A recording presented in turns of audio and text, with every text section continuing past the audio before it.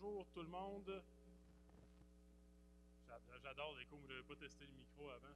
On m'entend probablement jusque chez nous à Saint-Moïse. Je trouve ça bien. Puis suite à des pauses pipi qui nous ont retardé de quelques minutes, on va pouvoir commencer maintenant. Je vous souhaite officiellement la vraie de vraie bienvenue à l'activité mystère organisée par la MRC dans le cadre des Journées de la Culture. C'est la 3e édition de cette activité-là. Je m'appelle Pascal Saint-Amand, pour ceux qui ne me connaîtraient pas. Je suis conseiller en développement culturel à la MRC. Et puis, cette activité-là ne serait pas possible sans la collaboration de plusieurs partenaires qui nous aident à la rendre possible. Desjardins Vallée de la Matapédia qui soutient financièrement l'activité, MLG Graphiste qui nous produit des affiches pour l'activité, Diffusion Monticus avec Michel qui vient nous aider à ce que, sonorisationnellement parlant, ça sonne de façon intéressante. La Gare patrimoniale qui nous a accueillis. Je voulais souligner aussi la part de Rouge FM 99.9 à Mkoui qui a fait une entrevue mystère dans le cadre de l'activité. Ça a été diffusé en morceaux dans le courant de la semaine. Et puis, je remercie aussi la TVC, Vallée de la Matapédia, qui ont accepté de venir capter l'activité aujourd'hui parce qu'ils ont un grand cœur, parce qu'ils aussi s'intéressent beaucoup à la diffusion culturelle dans la région. Et puis, je suis très content que ça soit capté parce que l'activité qu'on vous propose aujourd'hui, c'est quelque chose qui est unique, qui n'a pas d'équivalent, qui ne part pas en tournée, qui n'a pas déjà 500 000 événements de réaliser. C'est quelque chose de rare, c'est quelque chose d'original. Donc, ça va être capté pour le futur, pour les gens qui voudraient revoir l'activité. Et aussi parce que c'est une activité un peu pédagogique. Vous allez voir. Les premières éditions, la première année, est-ce qu'il y en a qui étaient là aux 2 premières éditions de l'activité mystère? Donc, vous vous souvenez, la première année, c'était Jérôme 50, Simon Kiené, c'était original, c'était jeune, c'était quand même accessible. L'année passée, on était en punch, on était en émotion, on était dans quelque chose de plus bousculant avec la pièce mononucléose de la troupe La Fratrie. Et puis cette année, comme je vous dis, on est dans quelque chose d'original, de pédagogique. Vous allez apprendre des choses aujourd'hui. Donc, on est dans un autre mode d'activité. Et puis, je suis très heureux aussi qu'on soit dans l'église de Sébec pour accueillir l'activité. À chaque année, on cherche à ce que ce soit des endroits originaux, atypiques pour tenir l'activité. L'année 1, on était dans une chambre de hockey à l'Arena d'Amqui. L'année 2, on était au sous-sol de l'ancienne école Cossette à Cause-Abscale. Et puis cette année, vous comprendrez en cours de route pourquoi c'est intéressant qu'on soit ici à l'église de Sébec. L'événement mystère, l'activité mystère, ça sert à faire sortir les matapédiens de leur zone de confort. Peu importe la discipline artistique, peu importe l'offre culturelle, je pense que dans la Matapédia, les gens aiment leurs pantoufles, aiment quand ils connaissent le nom, quand c'est quelque chose qui est rassurant.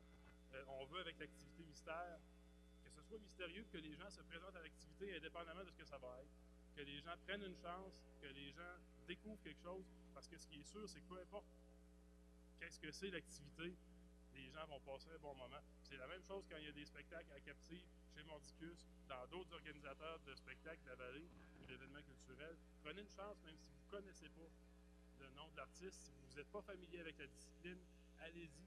Vous prenez juste la chance de passer un bon moment et de découvrir quelque chose. Donc, c'est surtout à ça que sert l'activité mystère. Pourquoi cette année, on a choisi de vous présenter ce qu'on va vous présenter? Je vous avouerai que je me suis fait un petit cadeau. J'aime la musique. Ceux qui me connaissent savent que j'aime la musique. Savent aussi que j'aime le métal. Savent que j'aime le death metal.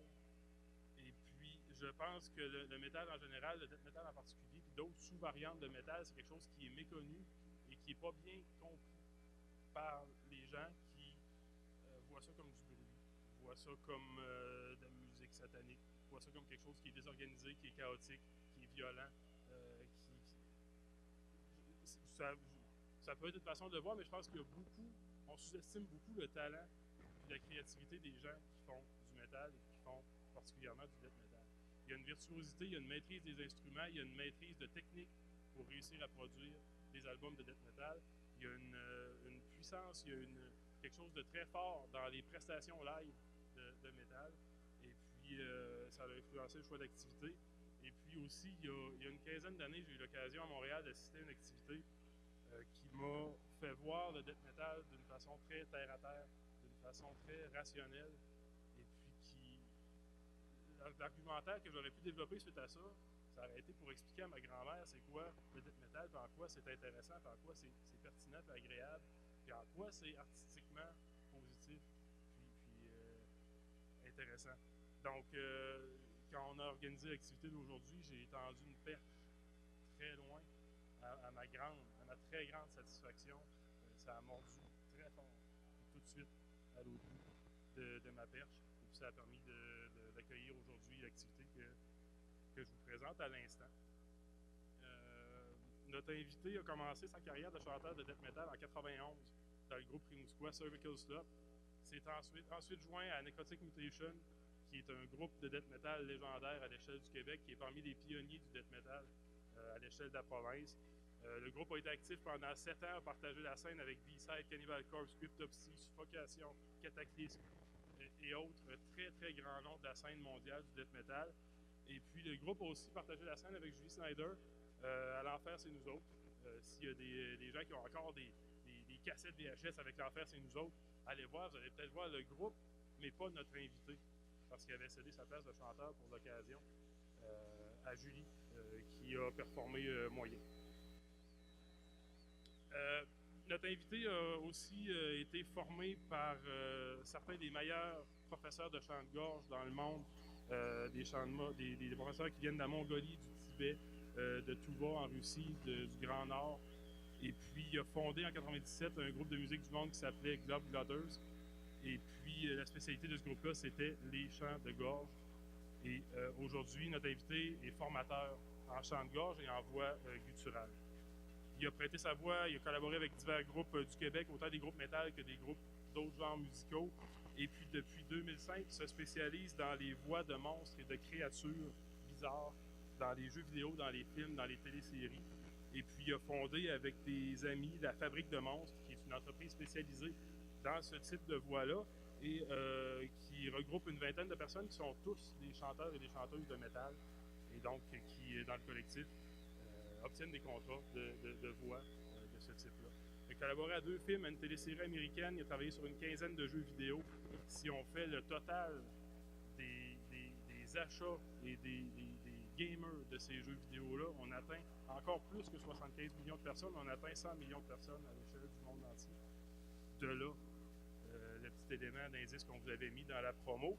En 2018, notre invité a refoulé la scène avec son groupe, avec un groupe métal, avec la pièce de théâtre Jean-Di d'Olivier Chouanière, qui est une pièce de théâtre qui a été jouée au Centre du théâtre d'aujourd'hui à Montréal et qui incluait un groupe complet de death metal avec des comédiens.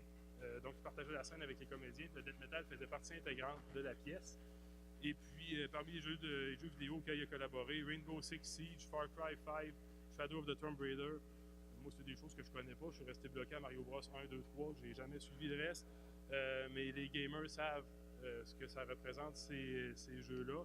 Necrotic Mutation s'est reformé pour le LV Montréal cet été. C'était quelque chose qui pouvait durer le temps d'une seule prestation, mais ils vont être en spectacle à Rimouski cet automne. Surveillez ça si jamais vous découvrez un soudain intérêt pour le death metal après l'activité d'aujourd'hui. Achetez-vous des billets pour aller voir ça. Et puis, comme je vous disais, Necrotic Mutation, c'est vraiment un pionnier du death metal au Québec, même dans la naissance du metal en général des années 80 et 90 au Québec. C'est un groupe qui est très reconnu. Et puis, quand ils sont revenus sur scène, les médias nationaux se sont intéressés au fait que Necrotic Mutation revenait sur scène. Il y a un article dans Le Devoir sur Necrotic Mutation. Et puis, notre invité est impliqué dans tout ça depuis ses débuts, puis aussi très impliqué dans le milieu underground en général, dans le milieu de la musique underground. Vous tapez ça dans Google, vous allez le retrouver associé à plein de choses, au Café K.O., à des revendications auprès de la Guilde des musiciens, à toutes sortes de trucs. Il a lancé récemment un mouvement pour qu'il y ait une catégorie métal officiellement au Gala de la Disque. Il m'expliquait avant l'activité qu'il y avait des rencontres officielles qui allaient avoir lieu cet automne là-dessus, parce qu'il n'y a pas de catégorie métal à la Disque. Et puis, le groupe va lancer un nouvel album à l'automne. Il y a un documentaire sur le death metal qui est en gestation pour 2019. Et puis, c'est probablement un des meilleurs pédagogues du death metal au Québec. Il contribue à l'expliquer, à le démocratiser, à le faire découvrir. Et puis, c'est un des spécialistes de voix gutturale aussi à l'échelle de la province. À la fin de l'activité, il va y avoir une période de questions si vous voulez jaser avec lui, si vous voulez en savoir plus, parce que c'est sûr que vous allez vous demander c'est quoi, comment il fait, puis vous allez vouloir en savoir plus. Fait que je n'ai pas pour rester pour jaser avec lui par la suite. Je l'inviterai à venir nous rejoindre, à venir vous rejoindre, M. Sébastien Croteau.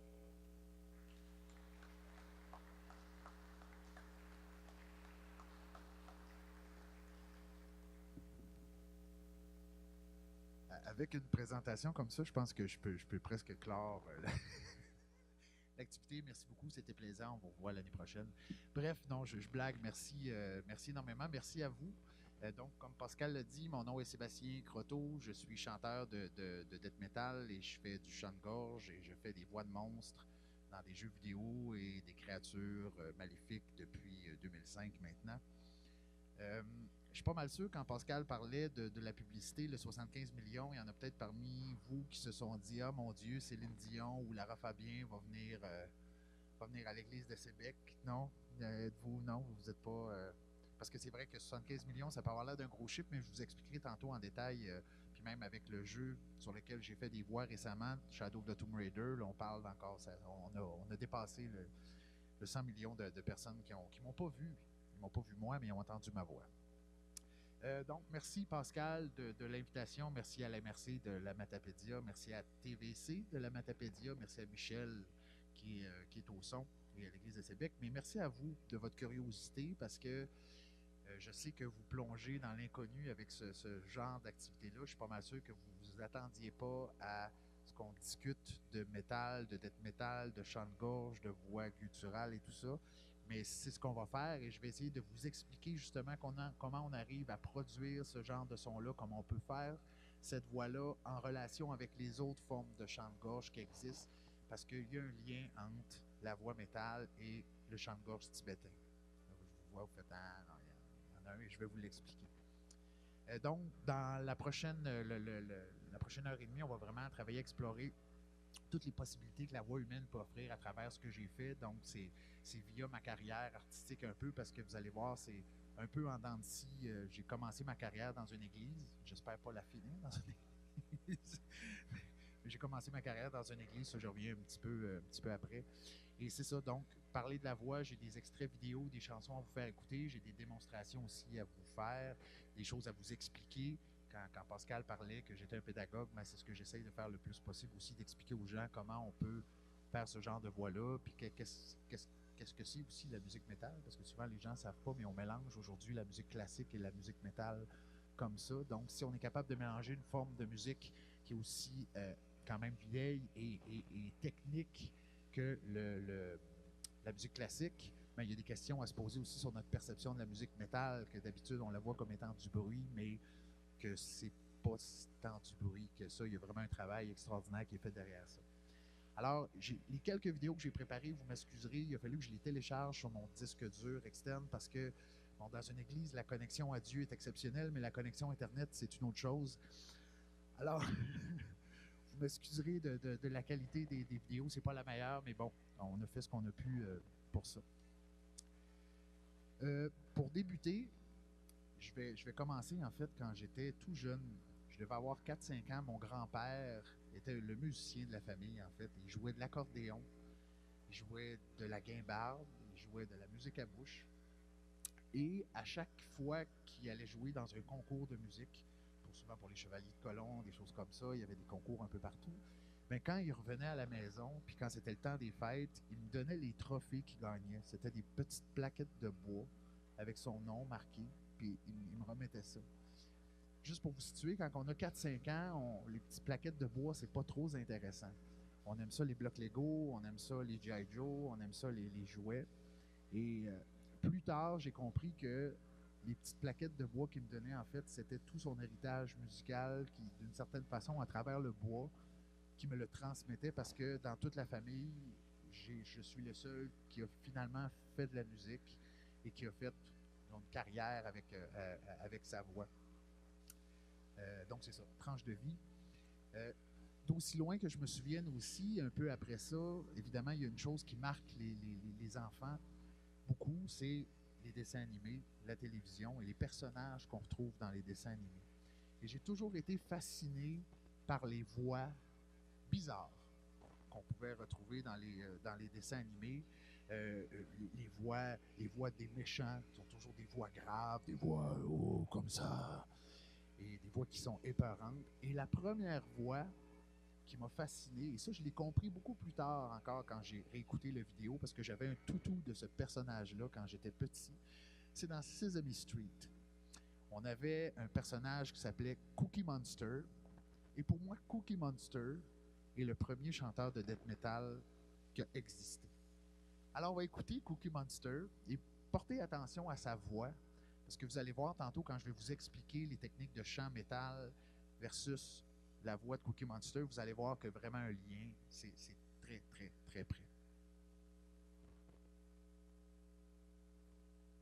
What starts with the letter C? Cookie starts with C. Let's think of other things that starts with C. Who cares about other things? C is for cookie, that's good enough for me.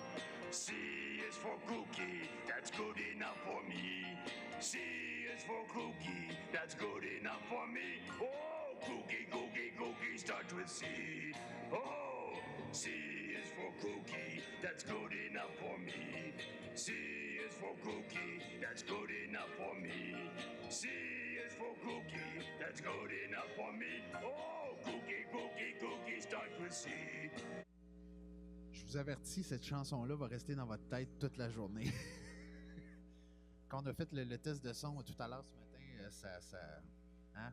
Michel peut en témoigner. Exactement. Vous voyez, c'est quand même une voix grave, une voix quand même distorsionnée qu'on pouvait retrouver dans les dessins animés, mais comme je vous dis, ça m'a fasciné, mais je ne savais pas pourquoi. C'est vraiment plus tard, quand j'ai commencé à faire du métal, que j'ai compris. Une autre voix qu'on pouvait retrouver aussi dans des dessins animés, pour ceux qui ont écouté les G.I. Joe, c'était la voix du commandant Cobra, qui avait quand même une voix assez particulière, une voix qu'on pourrait presque retrouver dans les groupes de black metal un peu partout aujourd'hui. Je vais vous la faire entendre. Et vous allez voir encore là, c'est une voix distorsionnée, une voix même criarde. Et c'est ça. Alors, Hey, you know what? Around. Now stop sputtering like a wet toaster and get busy. When the Dominator is operational again, we shall seize control of the world. Stop surrendering and listen to me. It is too dangerous, Commander. There could be dire consequences. There will be dire consequences for you if you do not obey my orders. You twins! They're escaping! The cavern's exploding! je pense que vous avez compris. Donc, c'est ça. Même l'autre méchant aussi avait une voix grave. Donc, j'ai toujours trouvé que les voix graves, même dans les films, c'est toujours les méchants, les personnages qui font peur et tout ça. Et je vous dirais que ma pratique artistique vient un peu aussi de ça, avec la musique métal. J'étais jeune, j'écoutais ce genre de comique-là, avec ce genre de voix-là. Et maintenant, j'arrive en 2e année. Et j'étais pensionnaire à l'école Saint-Louis de Gonzague à Québec. Et c'est les Sœurs Grises qui nous enseignaient. Et il y avait quelque chose de mystérieux à l'époque. C'est comme on ne voyait que des sœurs. On se demandait si sur la planète existaient des filles de notre âge. Et on était beaucoup de petits garçons à se poser la même question. Et un jour, j'ai entendu que si je voulais rencontrer des filles de mon âge, eh bien, je devais chanter dans la chorale. Et devinez ce que j'ai fait. Je me suis inscrit pour chanter dans la chorale à la Basilique de Québec. Et ce qui est drôle, c'est que, et ce que je me rends compte aujourd'hui, c'est que les premiers vrais spectacles, si on peut appeler ça un spectacle, que j'ai donné, les prestations devant public, c'était vraiment à la Basilique à chanter « Alléluia, Alléluia, Alléluia » avec, évidemment, une petite fille des Ursulines. Et là, j'étais tout gêné parce que je n'étais pas habitué. On avait des sœurs grises, généralement, qu'on côtoyait. Et il y avait ma mère les fins de semaine parce que j'étais pensionnaire. Mais sinon, c'était quelque chose d'inhabituel. Et donc, je chantais dans la chorale, mais aussi j'étais servant de messe. Parce que, comme j'étais pensionnaire, on avait des messes à chaque semaine. Et il y avait une des sœurs qui m'avait suggéré de servir la messe le dimanche. Alors, je me suis dit, pourquoi pas, je vais servir aussi la messe le dimanche. Et je me rappellerai toujours d'une fois où je devais sonner la petite clochette.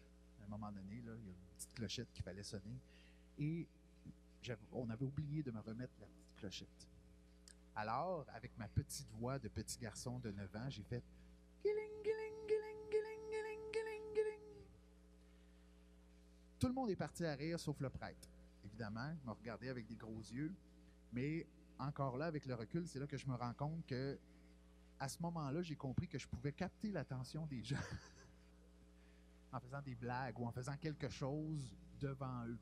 Et ça m'avait marqué la réaction des gens parce qu'il y était quand même plusieurs. On était à peu près 200 personnes dans l'assistance. Et c'est la première fois que je faisais rire une foule comme ça au complet avec quelque chose d'aussi simple que « Giling, giling, giling, giling, giling ». Bref, donc, on a ça. J'étais servant de messe. Ensuite, je voulais évidemment devenir un prêtre parce que j'avais une éducation qui était les sœurs grises qui m'avaient montré une image en fait de Saint Sébastien qui est un martyr tué par des flèches et je trouvais ça vraiment inspirant. Je me suis dit ouais, c'est ça que je veux faire dans ma vie. Et est arrivée la 6e année où là j'étais à Pointe-au-Père à l'école Vieux-Fort et là pour une fois, il y avait des femmes, des filles de mon âge dans ma classe, et j'ai dit adieu à la prêtrise. À partir de ce moment-là, disons que j'étais un peu moins intéressé. Dans ma classe, en 6e année, j'étais amoureux d'une jeune femme qui était intéressée par les gars plus vieux, évidemment. Hein, à cet âge-là, on dirait que c'est toujours la norme. Et elle écoutait de la musique métal. Et moi, j'écoutais pas de musique métal, j'écoutais du Michael Jackson, du Boy George, la musique des années 80, Rick Astley, Never gonna give you up, never gonna let you down, never gonna low around, and... Bref, ce genre de musique-là. Et comme la jeune demoiselle aimait le métal, je me suis dit, pour la séduire, je vais essayer d'apprendre à chanter du métal. Fait que dans le fond, ma carrière est une poursuite de la chante féminine qui n'a pas fonctionné, je peux vous le dire à date, mais bon, bref, c'est une autre histoire, je blague. Donc c'est ça, j'ai décidé d'apprendre la musique métal. Et les premiers groupes métal que j'ai appris étaient des groupes quand même qui n'étaient pas de la grosse musique métal, mais à l'époque qui étaient considérés comme du métal lourd. On parle de Metallica, des groupes comme Anthrax, Slayer, Sepultura. Mais il faut dire que rapidement, comme à l'époque, le métal a connu une ascension assez fulgurante, les groupes de musique encore plus lourds ont commencé à sortir. Et je peux vous dire que la transition entre Metallica et un groupe comme Napalm Death s'est fait très rapidement dans mon cas. Et on écoutait les albums et on essayait d'imiter les voix. Parce que il n'y avait pas de professeur de chant death metal à l'époque. Il y en a aujourd'hui, mais il n'y en avait pas en 1991. Et donc, on essayait d'imiter les voix qu'on entendait. Donc, les voix bizarres qui sortaient de nos caisses de son. On pensait évidemment que c'était des choses qui étaient des effets, que les gens mettaient des effets dans les micros pour enregistrer. Puis le jour où on s'est aperçu que c'était pas le cas, on trouvait ça extraordinaire. On dit, mon Dieu, comment quelqu'un peut faire une voix comme ça? Donc, en 1991, j'ai décidé, je me suis dit, moi aussi, je suis capable de faire des voix comme ça. Et j'ai eu mon premier groupe de musique à Rimouski, qui était le groupe Cervical Slot, qui veut dire fente cervicale, en fait. Désolé pour les enfants, c'est l'ouverture de la gorge ici, quand les gens ont des accidents. Donc, c'est ça. Ça a été mon premier groupe de musique. On a fait les premiers spectacles, en fait, dans la région de Saint-Fabien. Parce qu'il y a beaucoup de gens qui parlent de Rimouski comme ayant été, en fait, la capitale du métal au Québec, parce que ça a vraiment été extraordinaire. Les grands groupes internationaux faisaient des tournées au Canada et c'était Montréal, Québec, Vancouver, Rimouski. C'est quand même extraordinaire pour une petite région d'avoir été aussi active et d'avoir accueilli autant de groupes de renommée à travers le monde. Mais sauf que ce que les gens oublient souvent, c'est que l'histoire du métal n'a pas commencé à Rimouski, elle a commencé à Saint-Fabien. Parce que les premiers spectacles de musique métal étaient vraiment à Saint-Fabien, puis moi, mes premiers spectacles ont été là. au Rayon d'Or à Saint-Fabien. Je ne sais pas s'il y en a qui se rappellent du Rayon d'Or de Saint-Fabien, qui était une petite salle de spectacle qui existait, un petit bar spectacle. Et donc, les premiers spectacles ont vraiment été là. Ensuite, mon groupe, disons, j'allais dire, c'est fracturé, mais c'est pas le... En fait, c'est un terme qui est presque exact parce que notre batteur s'était cassé une jambe. Et à ce moment-là, on s'était dit, mais qu'est-ce qu'on peut faire avec un batteur qui a la jambe cassée? On ne savait pas qu'est-ce qui allait se passer. Et donc, on s'est dit, il y avait un groupe à l'époque qu'on connaissait parce que c'était un des meilleurs groupes de la région. Et j'étais pas encore dedans. Ça allait devenir encore meilleur une fois que j'allais être dedans, mais j'étais pas encore dedans. Et ensuite, on s'est fait approcher parce que le chanteur qui était guitariste partait du groupe. Alors, mon guitariste à l'époque, dans Cervical Slot, et moi-même, on s'était dit, c'est peut-être une bonne idée d'aller jouer avec ce groupe-là. Et c'est là que la transition s'est faite avec le groupe que Pascal a nommé tout à l'heure. En fait, ça a été, moi, c'est toujours le groupe que je considère comme toujours étant mon groupe, même si j'ai joué dans d'autres groupes, qui est le groupe Necrotic Mutation. Et là, aujourd'hui, on va faire quelque chose d'extraordinaire. On va faire jouer du métal dans une église. Je vais vous montrer le premier vidéo qu'on a fait en 1995. Je vous demande d'être indulgent parce que les effets spéciaux à l'époque n'étaient pas ce qu'ils sont aujourd'hui. Parce qu'on avait quelques effets spéciaux. C'était une compagnie qui nous avait approchés pour faire ce vidéo-là. Alors donc, on va tester une théorie parce que les gens souvent pensent que le métal ou le death metal, c'est la musique du diable. Alors, si c'est vraiment le cas, en principe, il y a quelque chose qui devrait m'empêcher de faire jouer ce vidéo dans l'église présentement. Alors, on va voir si c'est le cas.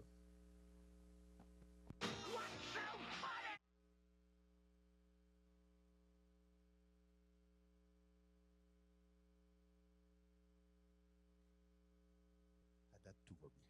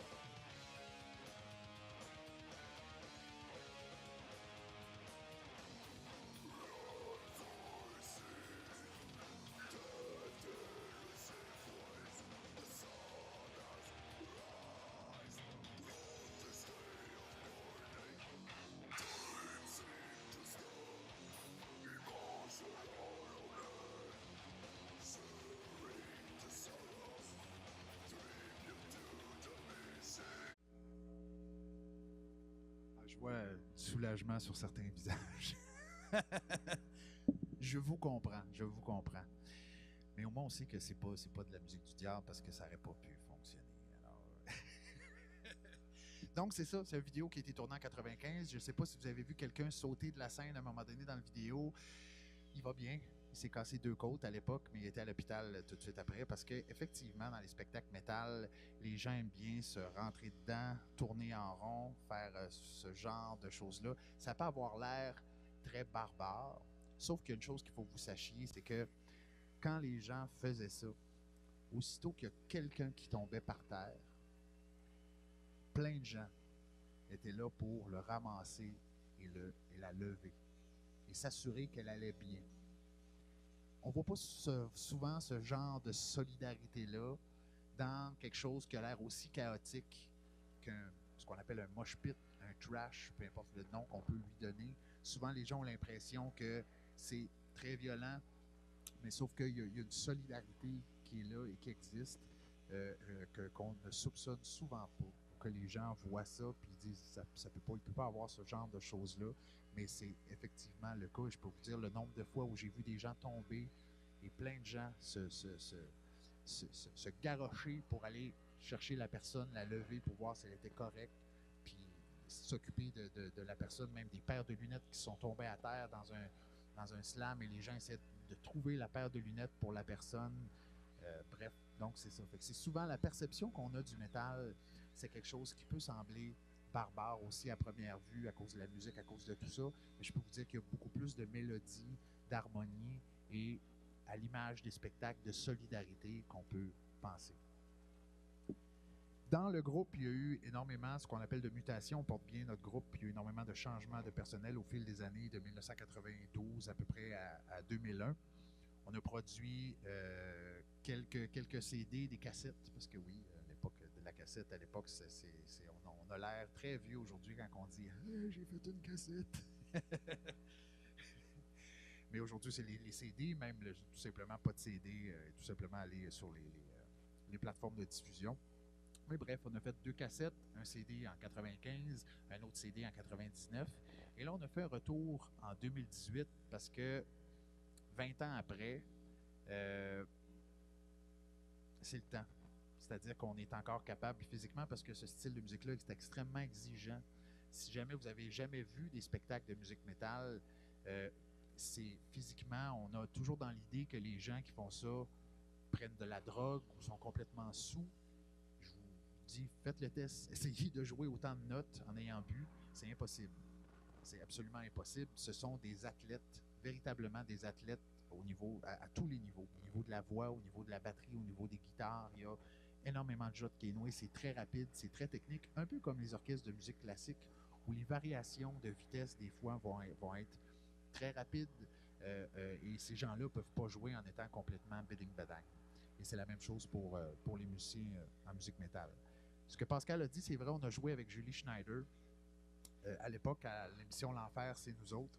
Pourquoi on a fait ça? Parce qu'à l'époque, les groupes métal aimaient jouer avec juste des groupes métal et on était un peu tannés de simplement rester dans notre milieu. On se disait qu'on était capable de sortir de ce milieu-là et de faire autre chose, de faire découvrir le métal. Puis c'est un peu ce que je fais aujourd'hui, mais ça, je le fais depuis très longtemps. C'est sortir de nos zones de confort, en fait. Puis c'est ce qui a fait aussi, après ça, que j'ai commencé à prendre le chant de gorge puis à essayer de chanter avec ma voix naturelle.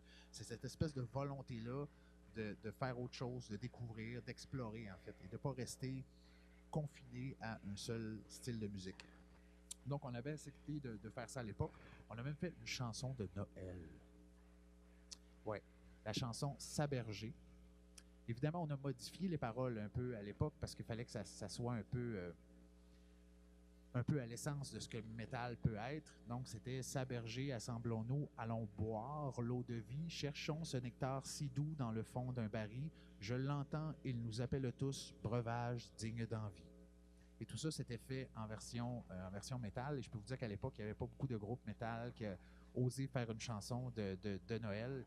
Et on l'avait fait tout simplement parce que c'était quelque chose d'inusité et on voulait encore continuer d'explorer un petit peu ce qu'on faisait, d'aller un petit peu plus loin avec notre musique. Ensuite, on a fait des spectacles avec plein de groupes de musique qui n'étaient pas des groupes de musique métal. À l'époque, il y avait une tournée qui s'appelait le Polywog et il y avait des groupes de musique rap, de musique rock. Et nous, on se retrouvait à jouer devant des gens qui n'aimaient pas notre musique, mais qui étaient souvent surpris. Puis même, on a eu énormément de surprises où des gens venaient nous voir et nous disaient « J'aime pas la musique métal, mais je vous ai vu en spectacle et j'ai vraiment aimé quand même ce que j'ai vu, même si je ne vais pas écouter ça en faisant ma vaisselle ou en repassant mon linge.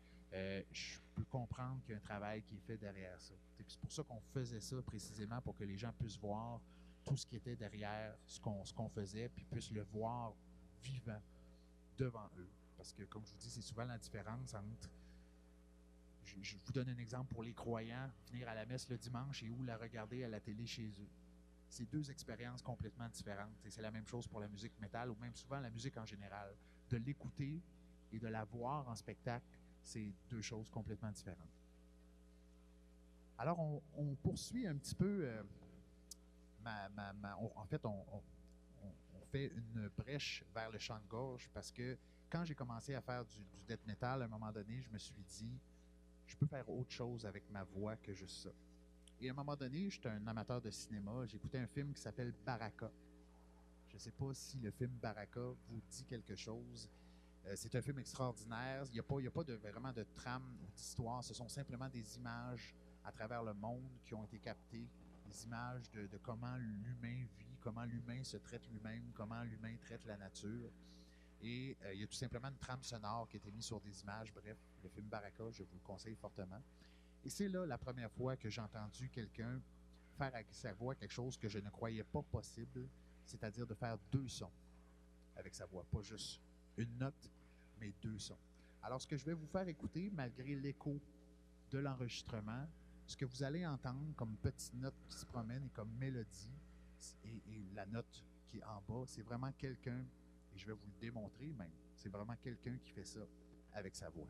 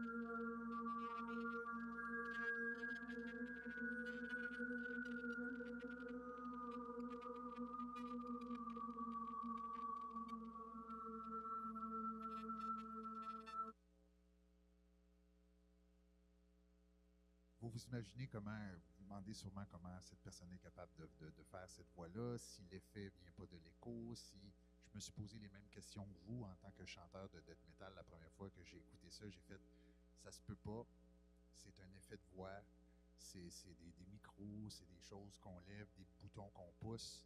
Et lorsque j'ai découvert que c'était pas le cas, j'ai fait parce que pour moi, faire ce genre de choses-là était pratiquement impossible. Et j'ai essayé par moi-même, sans avoir de professeur à l'époque, de faire cette voix-là. Je peux vous dire tout de suite que les premiers essais n'étaient pas concluants du tout. Je ressemblais plus d'une tondeuse qu'on essayait de partir. C'était très loin de ce qu'on a entendu. Mais à un moment donné, la blonde de mon drummer, de mon batteur dans mon groupe de death metal, lisait le Châtelaine. Et oui, ça nous arrive. Des fois, on agit comme des gens normaux. On lit le Châtelaine, on se brosse les dents et on passe la soie dentaire. Bref, elle lisait le Châtelaine et elle a vu Bernard Dubreuil, professeur de chant harmonique de chant de gorge. Et évidemment, elle m'a découpé le petit article, elle me l'a apporté. J'ai fait « Wow! Je ne savais pas que ça existait un professeur de chant de gorge à Montréal. » Alors, je lui ai téléphoné. Et disons que la connexion s'est faite assez rapidement parce qu'après avoir seulement pris 2 cours de chant avec lui, je suis devenu son assistant parce que j'étais capable de faire des choses avec ma voix que lui n'était pas capable de faire. Alors il m'a dit, écoute, si tu veux, je te prends avec moi puis tu peux montrer aux autres ce que tu es capable de faire avec ta voix. Une année après, parce qu'on avait énormément de plaisir à faire ça ensemble, on s'est dit, on va faire un groupe de musique. Et c'est là qu'on a eu, en fait, un groupe, on a fondé un groupe qui s'appelait Globe Glottaire, Glot, pour ce qui était comme un tour du monde des voix. Et au départ, on était moi, lui et une chanteuse inuit du nom de Evie Mark. Donc, on mélangeait chant inuit avec chant de gorge, chant harmonique. Je peux vous dire que ça s'était jamais vu nulle part sur la planète, ce genre de mélange de voix-là. Donc, au départ, c'était vraiment juste un projet plus vocal et on faisait, comme je fais là aujourd'hui, on faisait des ateliers où on expliquait aux gens comment faire les techniques vocales qu'on entendait sur les CD, dans la musique. Et j'étais quand même chanceux parce que au travers des années, des rencontres, j'ai eu des stages de voix avec des moines tibétains, donc les moines de Drepung Losling, avec des gens du Nord, des femmes inuites. Généralement, le chant inuit est pratiqué par les femmes, mais on m'a quand même montré à le faire et je peux le faire par moi-même. Généralement, quand je fais ça devant les Inuits, ils trouvent ça pas mal comique de voir un homme faire ça. C'est comme si c'était une tâche qui était directement associée juste aux femmes et que quand tu fais ça, ben, tu es comme un peu femme pour eux. Et donc, c'est ça. Donc, on a commencé à explorer ça. Un peu plus tard, c'est devenu plus sérieux. On a vraiment mis une musique, des orchestrations et tout ça.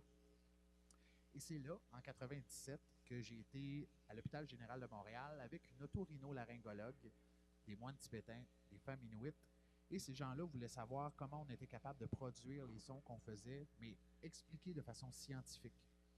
Et donc, on a été à l'hôpital général de Montréal et on s'est fait rentrer des caméras dans le nez et dans la gorge pour pouvoir voir qu'est-ce qui bougeait quand on faisait nos voix, que ce soit le chant tibétain, le métal ou les femmes inuites. Et c'est à ce moment-là qu'on s'est aperçu que les techniques vocales de chant inuit, que les techniques vocales des moines tibétains, que les techniques vocales des chanteurs de métal, même des chanteurs de death metal, étaient très similaires. C'est clair qu'au niveau culturel, ça a l'air très éloigné. Et c'est là que je vais rentrer dans la portion très pédagogique et je vais vous expliquer et vous faire précisément ce que ces gens-là sont capables de faire et comment ils le font. Et j'ai même des belles images pour vous de cordes vocales et de trucs comme ça pour vous montrer. Et je vais vous parler des techniques de chant de gorge, mais non seulement vous les parler, mais vous les démontrer. Et avec l'acoustique qu'on a ici, c'est extraordinaire. J'ai fait le test cet après-midi avant que vous soyez tous ici. Et c'est beau. C'est beau. Je vous le dis, c'est beau. Très rapidement, je vous montre à quoi ressemblent des cordes vocales, parce qu'évidemment, ce n'est pas quelque chose qu'on recherche nécessairement sur Google. Hein? Montrez-moi des cordes vocales. Mais c'est important de voir à quel point c'est petit et à quel point c'est fragile, parce que quand je vais vous montrer ce qu'on est capable de faire avec ça, vous allez faire « Wow! C'est extraordinaire qu'on puisse faire autant de choses avec quelque chose qui semble aussi fragile. »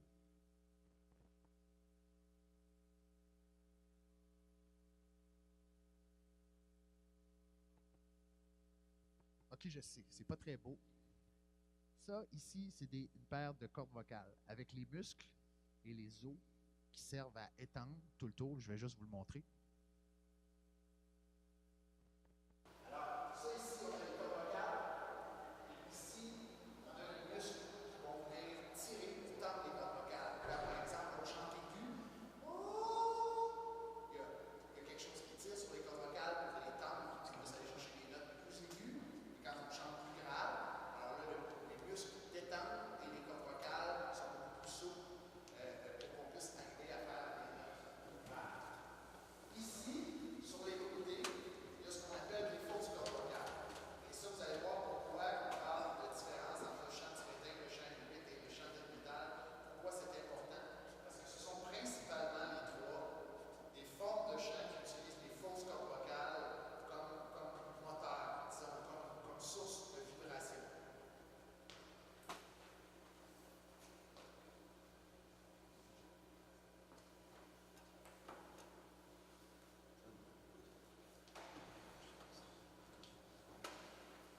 Quelque chose d'un petit peu plus clair, au moins des notes. Comme vous voyez, encore une fois, c'est celle-ci, les cordes vocales. Et ici, ce qu'on appelle aussi fausse corde vocale, c'est le nom scientifique qui s'appelle biventriculaire. C'est pas grave si vous ne vous en rappelez pas, l'important c'est de vous souvenir qu'on a des fausses cordes vocales. Et c'est surtout avec ces biventriculaires-là dont on se sert pour faire les voix, les chants de gorge tibétains, les voix inuites et même les voix de métal.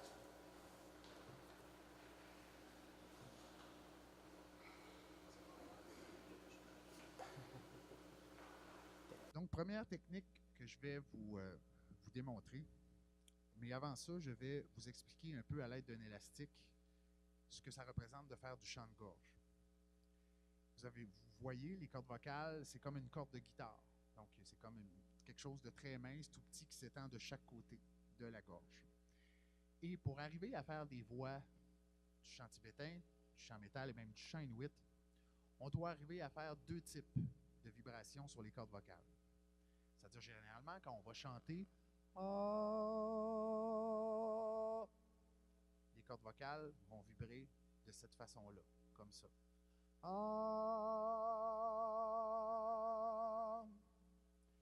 Ensuite, la technique des moines tibétains, la technique des femmes inuites et la technique des chanteurs de métal, c'est que tout dépendamment de la pression qu'ils vont envoyer, dans le cas du death metal, il y a énormément de pression. Dans le cas du chant tibétain ou du chant inuit, il y en a beaucoup moins.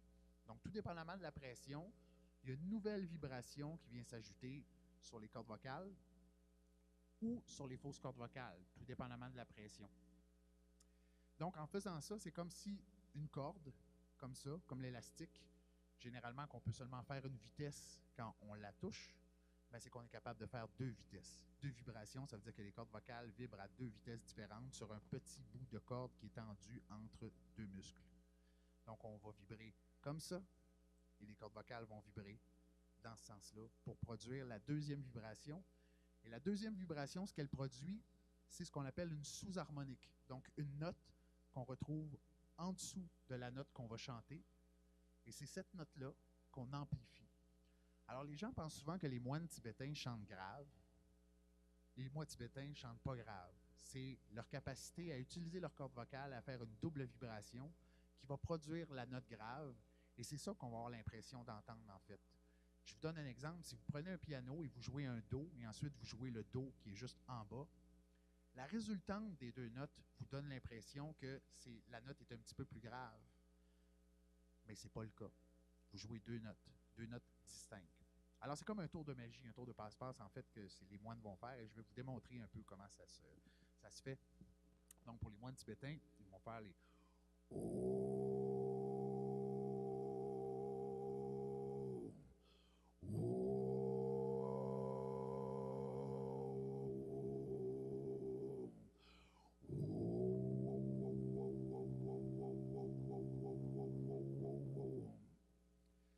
Vous avez l'impression que je chante grave.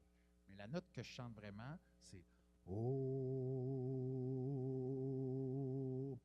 Et là, je vais ajouter la deuxième vibration et vous allez voir qu'est-ce que ça fait. Oh.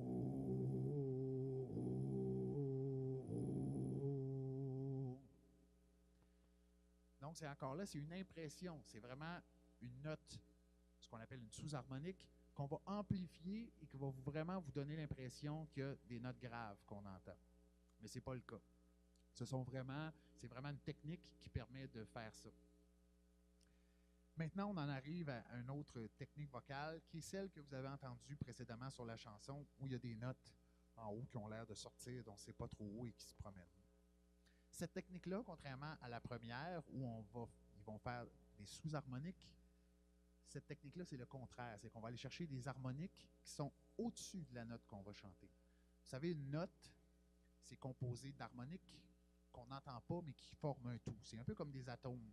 On ne voit pas les atomes dont on est composé, mais on sait qu'ils existent, qu'ils sont là et qui forment un tout. C'est la même chose pour le son. Le son forme un tout et il y a une technique qui permet d'extraire les harmoniques et de les amplifier. Et c'est ce que vous avez entendu précédemment et c'est ce que je vais vous faire. Sortez vos mouchoirs.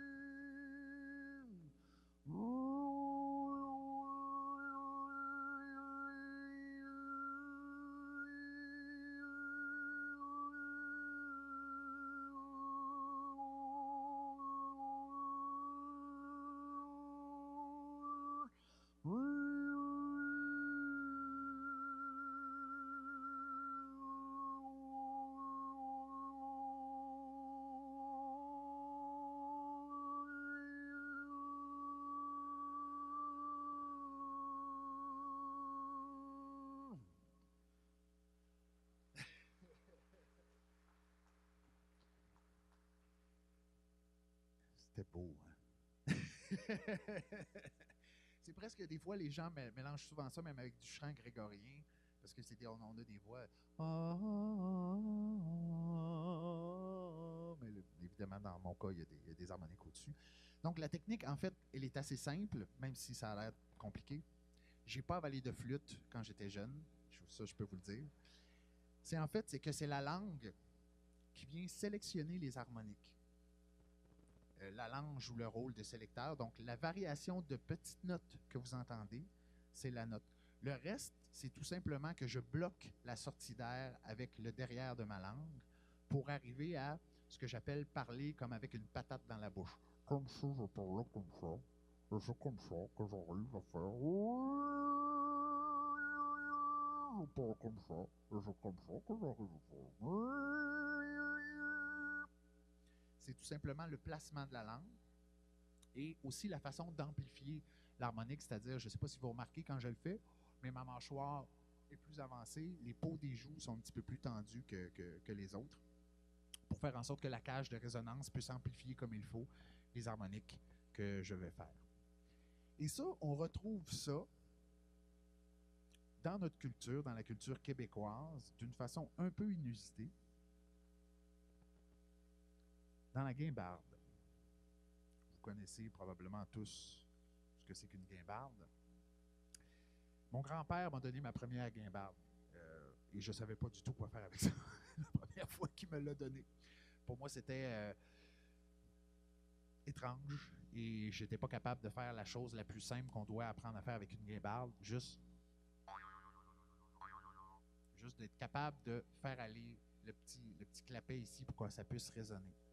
Quand je vous disais que c'était basé sur le même principe que le chant harmonique, ce qui sélectionne les mélodies dans la guimbarde, c'est la langue.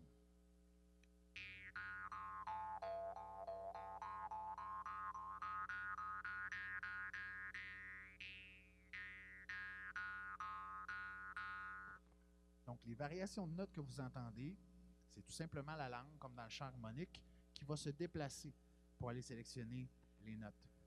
Un autre chose importante dans la guimbarde, ce qu'on a, c'est le travail du larynx, en fait. Où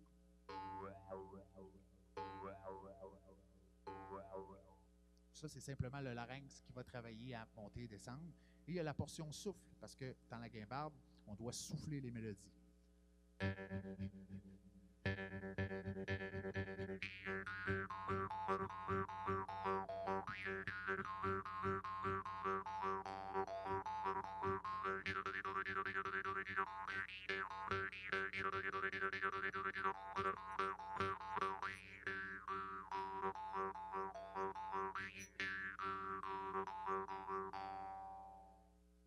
Donc, tous les mêmes principes qu'on applique dans le chant harmonique, dans ce que vous avez entendu tout à l'heure, se retrouvent dans quelque chose de très québécois qui est la guimbarde.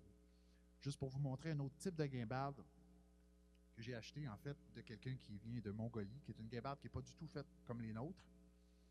Je la qualifierais plutôt de guimbarde à gros derrière. Ici, on a guimbarde à petit derrière.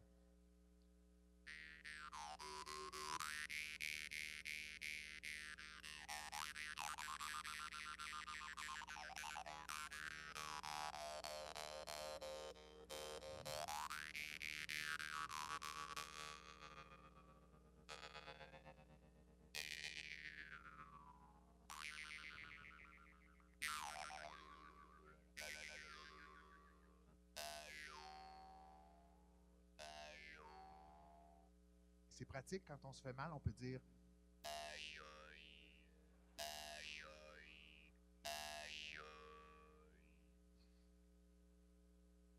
bref, on retrouve les mêmes composantes dans le chant harmonique que dans ça. Maintenant, on va vers le chant inuit. Le chant inuit, on se dit, bon, c'est des femmes qui sont une en face de l'autre, qui sont capables de faire des espèces de voix rauques et qui s'échangent, en fait. C'est comme un jeu qu'ils vont faire, qui s'échangent les voix. Je vais vous faire écouter un extrait de ce que j'ai enregistré récemment avec un groupe de musique métal, mais qui ont décidé, parce que je suis excellent, de m'avoir comme artiste invité pour faire leur introduction. Et c'est une introduction de chant inuit et de chant amérindien, parce que je pratique aussi le chant amérindien.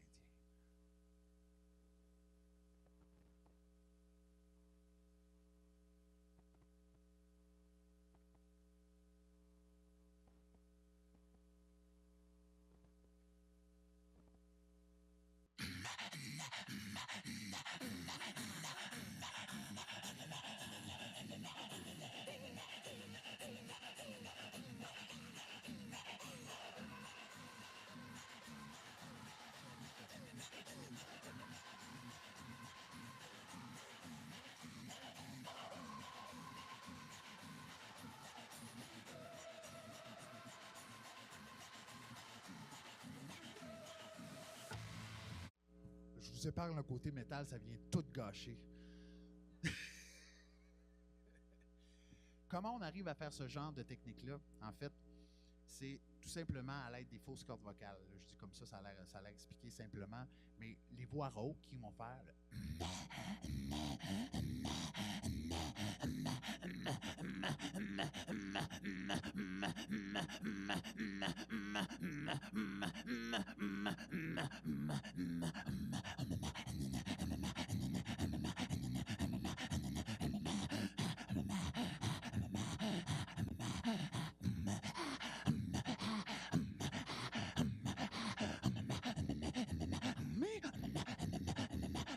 bref. Donc, c'est une façon de faire aller les fausses cordes vocales. Et pourquoi c'est les fausses cordes vocales qu'on utilise? C'est que les fausses cordes vocales, à un moment donné, il y a trop de pression et les cordes vocales vont se tasser un petit peu pour ne pas se briser, pour ne pas subir de dommages. Et c'est là que les fausses cordes vocales, qui sont des amas de peau, je vous l'ai montré, les plis ventriculaires, pour ceux qui ont retenu la leçon, les fausses cordes vocales pour les autres, c'est ce qui vient un petit peu par-dessus les cordes vocales pour être capable d'absorber le choc de la pression qu'on va envoyer. Et c'est ça qui va faire en sorte qu'on a une voix rauque. Je vous parlais tout à l'heure des moines tibétains, de leur technique, mais si on ajoute un peu plus de pression aux voix graves, qu'est-ce qu'on peut retrouver? Cookie Monster. Oh, C is for cookie. C is for cookie. That's good enough for me. C is for cookie, and cookie start with C. C is for cookie, and cookie start with C. Oh, cookie, cookie, cookie start with C. Et si on ajoute un peu plus de pression à Cookie Monster, qu'est-ce que ça donne? C is for cookie, and cookie start with C. C is for cookie, and cookie start with C. C is for cookie, and cookie start with C. Raw cookie, cookie, cookie start with C. On obtient du death metal. Vous pensiez pas que ça avait un lien, hein? Non. Vous allez écouter Sesame Street différemment à partir de maintenant, je pense. Hein? Peut-être, ça va peut-être partir une nouvelle mode. Je pense que je vais appeler les producteurs de Sesame Street pour qu'ils refassent les épisodes. Bref, donc, la voix death metal et la voix tibétaine et la voix inuit sont liées par la technique. Donc, une technique où on a une voix grave, qu'on pense être grave, mais tout simplement, comme le chant inuit, comme le chant tibétain, la voix death metal est aussi basée sur le même principe, c'est-à-dire que la note que je vais chanter n'est pas la note que vous entendez. C'est que je vais créer encore une fois une note en dessous qui va être amplifiée. Je vous donne l'exemple encore une fois parce que, faut que je vous le dise, chanter du death metal dans une église, c'est la première fois au monde qu'on fait ça. Alors, c'est unique. Alors, je me gâte un peu, vous permettrez. Tout simplement, je vais vous démontrer avec ma voix normale. Je vais commencer en chantant normalement et je vais ajouter la distorsion. Vous allez voir qu'est-ce que ça donne.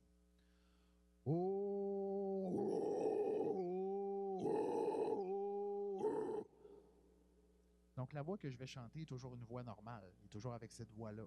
Mais sauf que ma façon d'amplifier, d'aller chercher une vibration qui donne une note très grave et donc qui donne l'impression que les chanteurs de death metal vont chanter grave. Mais ce que j'ai compris quand j'ai découvert que finalement ce que je faisais c'était du chant de gorge, que finalement ce qu'on avait comme technique, les chanteurs de métal, avait une historique, était lié à une forme de chant, le chant tibétain et le chant inuit, qui étaient des formes de chant millénaires, et ça m'a amené à avoir un autre regard sur ce que je faisais. Pour moi, j'avais maintenant une responsabilité envers ce que je faisais, et à l'époque, je n'étais pas capable de l'expliquer comme je l'explique là aujourd'hui, mais c'est ce qui m'a motivé à faire ça et à essayer d'expliquer un peu les différences entre les techniques de voix pour montrer aux gens un peu que finalement, le métal, c'est pas un style de musique qui est violent. Je veux dire, on ne peut pas qualifier la musique classique de violente si les notes sont faites rapidement. Et c'est souvent la même chose dans le métal, les mélodies, les notes sont enchaînées très rapidement. Si on regarde au niveau de la voix, c'est une technique qui se rapproche du chant tibétain et du chant inuit. Je veux dire, souvent, il y a les thématiques qui peuvent sembler épeurantes, qui peuvent sembler macabres, mais les moines tibétains ont un livre qui s'appelle le Livre des morts. Et si on lit la Bible, il y a des passages un peu crus. Donc, c'est pas parce qu'on aborde des thématiques qui peuvent sembler à prime abord macabres qu'on l'est nécessairement. Souvent, c'est des histoires qu'on raconte.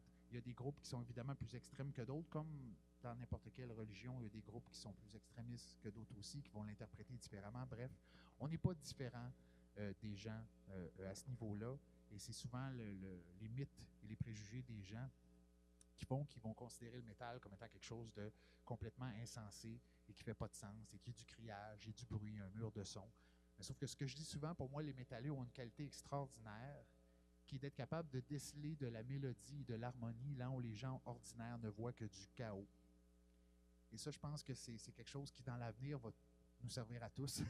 Parce que dans les temps dans lesquels on vit, il faut être capable de discerner les belles choses et les bonnes choses des mauvaises choses qu'on peut sembler percevoir et qui existent autour de nous. C'est beau, hein? Vous ne pensiez pas entendre ça aujourd'hui, hein? Je pense que là, je vois là, la gueule vient de vous tomber. Wow! C'est dommage que la caméra filme ici et pas par là. C'est pas de ta faute, c'est pas de ta faute. Bref, je vais vous expliquer un petit peu au niveau des techniques. Maintenant, il y a une chose qui a été développée une fois que j'ai été capable de faire ce genre de voix-là. C'est un ami qui a commencé à travailler pour une compagnie de jeux vidéo à Montréal qui s'appelle Ubisoft. Et cet ami-là s'est dit, à force d'entendre mes voix bizarres, peut-être que ce gars-là ferait des bons monstres dans un jeu vidéo. Et Ubisoft m'a approché pour me dire, ben, on a des créatures qu'on aimerait faire dans un jeu. Peut-être ça pourrait t'intéresser. Peut-être que ce que tu pourrais faire serait monstrueux. Évidemment. J'ai été les rencontrer, on m'a monté les créatures et j'ai dit, bon, telle créature, on pourrait faire ça, ça, ça, ça, comme ça. Et entre le moment où j'ai rencontré la personne et la fois où j'ai rentré en studio, ça a pris 8 mois. Ça a été extrêmement long parce que dans les jeux vidéo, ça peut être très long, le développement des créatures et tout ça. Puis même quand je suis arrivé en studio, c'était pas du tout les mêmes créatures qu'on m'avait montrées. Et ça n'a pas changé à ce jour vraiment beaucoup. C'est souvent la dernière minute où on nous montre ce qu'on va faire. Mais donc, ça a été ma première expérience à faire des voix de monstres dans un jeu vidéo. Et j'ai un extrait pour vous. Ouais. Vous allez voir, le monstre est un peu death metal. Un peu.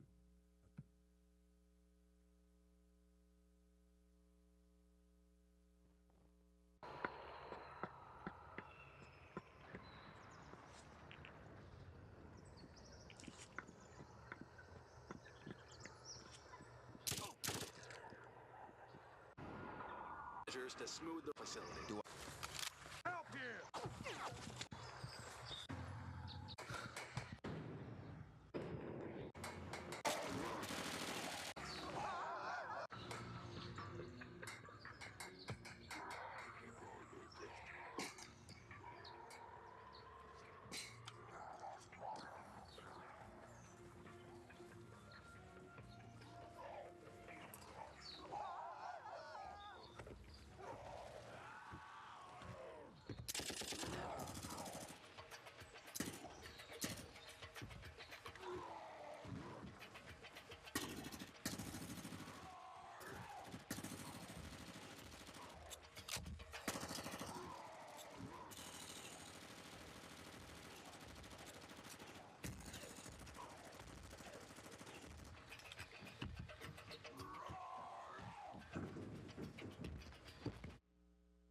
Écoutez, je ne suis pas tuable.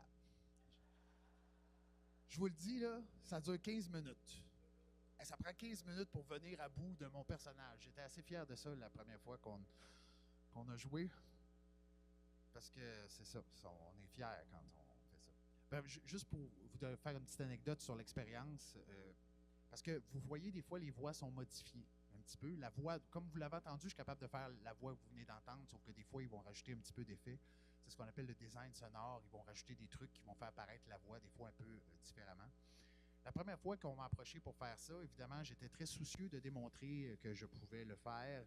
Et on a cédulé 2 sessions de studio, 8 heures de temps par jour.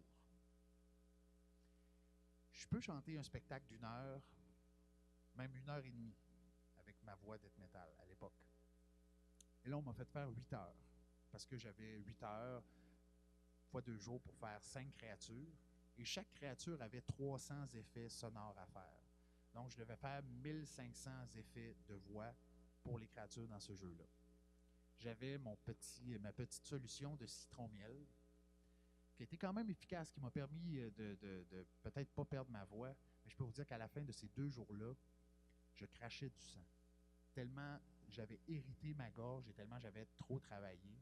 Et c'est là que, parce que ça prend toujours des choses comme ça pour qu'on connaisse nos limites, et c'est là que je me suis aperçu que je ne pouvais pas faire ça aussi longtemps que ça, que si on faisait d'autres jeux vidéo, il fallait que je limite les sessions à 2 ou 3 heures parce que c'était vraiment beaucoup trop. J'ai même risqué de perdre la voix à ce moment-là et ça aurait hypothéqué tout le reste de ma carrière. Alors, il y a eu ce premier jeu-là que j'ai fait. Ça a pris un certain nombre de temps avant que j'arrive à avoir un autre jeu vidéo. C'est un jeu qui s'appelle Assassin's Creed. Peut-être certains d'entre vous le connaissent. Et quand on empoisonne quelqu'un dans le jeu, c'est moi qu'on empoisonne. Parce que c'est moi qui fais la voix des hommes, parce que j'ai été avec une autre chanteuse de death metal qui a fait la voix des femmes, mais c'est moi qui fais la voix de la personne qui, je vais essayer de le dire de cette façon-là parce qu'il y a des enfants, qui s'étouffe dans son mucus. C'est ça. Je pense que c'est pas mal comme ça qu'on peut le dire. Alors, juste pour vous donner un exemple de ce que ça donne, et ce qui était très difficile à faire en studio, c'est que pour arriver à bien le faire, il faut vraiment faire comme si on s'étouffe pour de vrai. Donc, après 2 minutes, je devais prendre 5 minutes pour me reposer, tout simplement parce qu'on doit faire croire à notre corps qu'on est vraiment en train de s'étouffer pour produire les sons qu'on a à produire, pour que ce soit crédible. Parce que ce que l'industrie du jeu vidéo aime et développe depuis des années, c'est de faire en sorte que ce soit le plus réaliste possible. Dans les vidéos, dans les trames sonores, dans les jeux d'acteurs, on veut que ce soit des humains, on veut que ce soit des sons, on veut que ce soit grandiose, on veut que les graphiques soient incroyables. Et c'est la même chose aussi pour les voix. On cherche à avoir des voix naturelles qui sont capables de faire des choses bizarres. Alors, juste pour vous donner un exemple, je sais que c'est pas très joli, mais imaginez que vous êtes dans un jeu vidéo et que là, tout d'un coup, il y a un garde qui vous approche pour vous découper en rondelles et vous devez l'empoisonner. Et là, vous l'empoisonnez, le garde fait...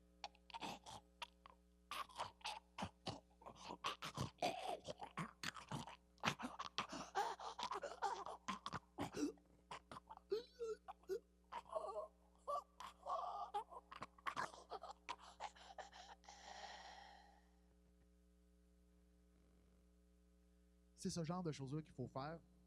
Et c'est pas toujours évident d'arriver à faire des effets sonores. Par exemple, des fois, on en fait avec de l'eau et tout ça, sans s'étouffer ou sans se... Faut vraiment... Il y a une technique particulière, justement une technique qu'on a développée, nous les chanteurs de métal depuis des années, qui nous permet de faire ce genre de choses-là.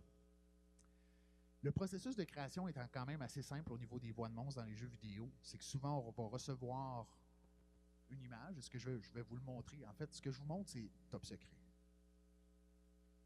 Vous êtes chanceux. Vous êtes vraiment chanceux.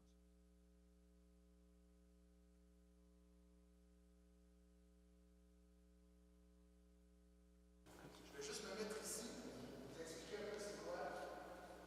Quand on reçoit une créature, on reçoit une image comme celle-là. Okay? Il n'y a pas l'autre jeu. C'est pas de chercher, je vois.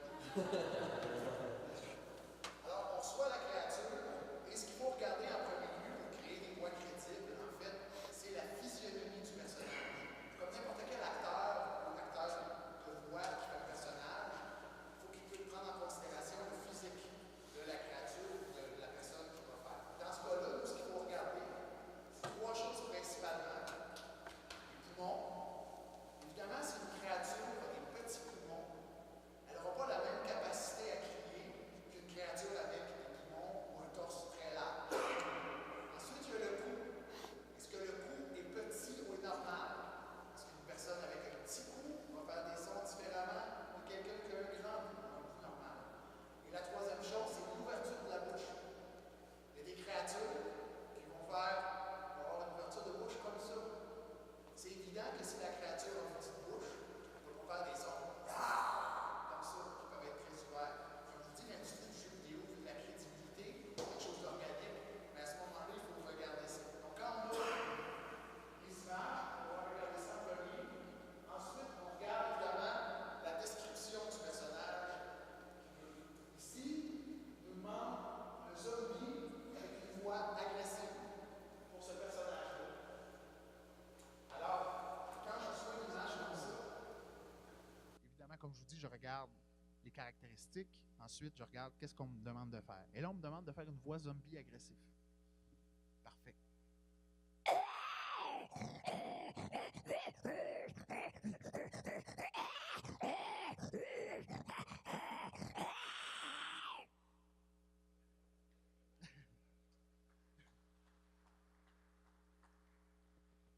Et c'est ce que je fais en studio pendant 1h30 de temps. Et après, généralement, ce qu'on a un peu plus loin dans le document, pas si loin que ça, dans la catégorie description du son, on a tout ce qu'on doit faire. Parce que, comme n'importe quel jeu d'acteur, on doit se blesser, on doit avoir mal, on doit attaquer, on doit parer, on doit se promener comme si de rien n'était, on doit provoquer l'autre et on doit mourir. Alors, généralement, ce qu'on cherche, évidemment, c'est de la variété et c'est différentes textures sonores et c'est d'être le plus proche de ce que les gens veulent qu'on fasse. Par exemple, s'il y a un son d'attaque, généralement, les attaques, il faut que ce soit agressif. Par exemple, s'il y a un son de défense où le zombie se fait mal, il faut qu'il souffre un peu. Il y a quelque chose qu'on doit aller chercher dans la voix qui est presque de la plainte. Mais c'est pas évident de se fier, de faire un zombie qui se plaint. Généralement, ils se plaignent pas beaucoup. Ils veulent juste vous manger. C'est pas la chose, mais il faut quand même aller chercher ce genre de subtilité-là. Quand, par exemple, un zombie va mourir, c'est toujours un coup qui fait mourir le zombie, mais souvent, il agonise. Donc, il y a quelque chose qui lui rentre dedans, où il se fait brûler. Donc, un... Et il y a ce que j'appelle à la fin le death rattle, l'espèce de dernier souffle, le souffle du mourant. Je vais le dire comme ça, le souffle du mourant. Dans ma prochaine présentation, ça va être intégré. Bref, tout ça, c'est le genre de travail qu'on fait au niveau de la voix pour rendre ce qu'on fait crédible. Juste vous dire, dans les jeux que j'ai faits, outre ça, il y a les Prince of Persia, il y a les jeux pour les gamers en ligne. Voyons. Rainbow Six, le mode zombie. C'est moi le mode zombie. Far Cry 5, le dernier qui est sorti, quand vous allez sur Mars. Je suis ce qui vous attaque sur Mars. Dans le dernier jeu, et là je vais vous montrer ce que ça donne un peu. Je suis vraiment content parce que ça sorti, ça fait 2 semaines. Shadow of the Tomb Raider. Tomb Raider qui est un jeu vidéo qui est connu depuis le PlayStation 1 partout sur la planète, même si c'était sur PC la première fois que c'est sorti. Et ce sont tous des jeux qui ont des millions et des millions de joueurs en ligne. Alors quand je vous dis que ma voix est entendue par des millions de personnes, si on fait le total de tous les jeux que j'ai faits et des nombres de joueurs en ligne ou de copies vendues, avec Tomb Raider, on vient de dépasser 100 millions. Mais ce que j'aime là-dedans, c'est que généralement, quand les gens sont connus par 100 millions de personnes, ils n'ont plus de vie personnelle. Dans mon cas, j'en ai une parce que les gens ne me voient pas. Ils vont juste m'entendre. Alors, j'ai pas le côté néfaste, disons, du vedettariat qui vient avec ce que je fais. J'ai tout simplement le plaisir de faire des voix et en sachant que les gens me verront jamais, que les gens verront pas mon visage, mais que les gens vont voir les personnages. Et mon souci, c'est toujours de faire en sorte que les personnages soient le mieux rendus possible. Alors, l'extrait que je vais vous montrer, en fait, c'est le dernier jeu Tomb Raider. Et dans ce jeu-là, haha, je fais une femme. C'est une grande prêtresse qui est la chef d'un clan, qui est les Yaxil, et qui sont des cannibales, et qui, à un moment donné, deviennent amis. Là, je suis en train de dire des spoilers, mais c'est pas grave. Je suis sûr que vous n'allez pas tout jouer au jeu ce soir en arrivant à la maison. Qui devient ami avec le personnage principal, Lara Croft.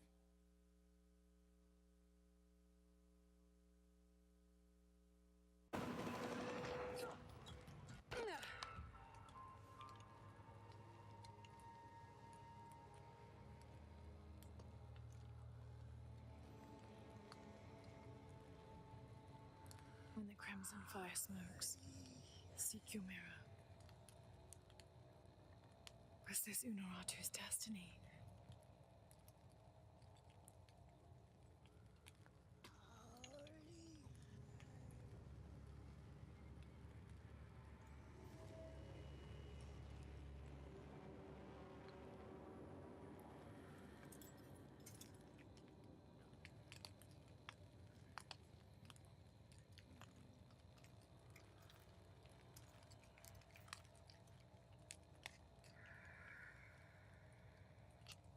You're the crimson fire.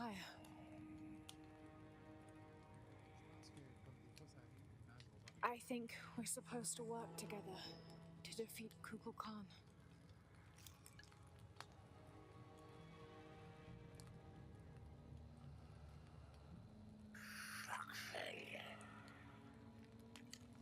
Ishao.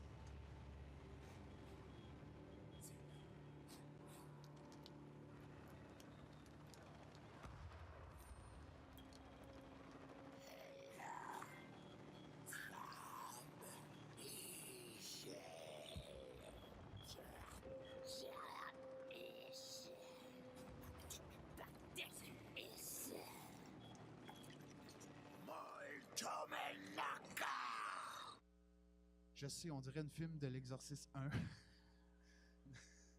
C'est pas le cas. En fait, simplement pour vous dire, les voix qui ont été faites, ça a encore été une fois tous des chanteurs de death metal et des chanteuses, parce que depuis 2005 à Montréal, maintenant, toutes les compagnies, quand ils veulent faire des monstres, c'est nous qui viennent voir parce qu'on est capable de faire des choses que les acteurs vocaux, généralement, ne sont pas capables de faire parce qu'on leur demande de crier.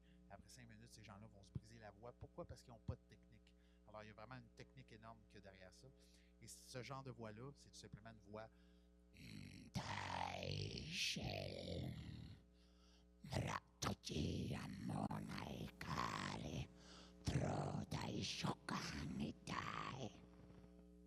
Ça a l'air épeurant. Évidemment, on dirait que je vais partir en fumée, surtout dans une église. Mais non, c'est pas le cas. Alors ça, c'est encore des techniques de voix que j'ai développées à partir de ce que j'ai travaillé en termes de chant de gorge. Parce qu'il y a vraiment un monde de possibilités avec la voix, les cordes vocales, ce qu'on est capable de faire. Par exemple, des armées de trolls.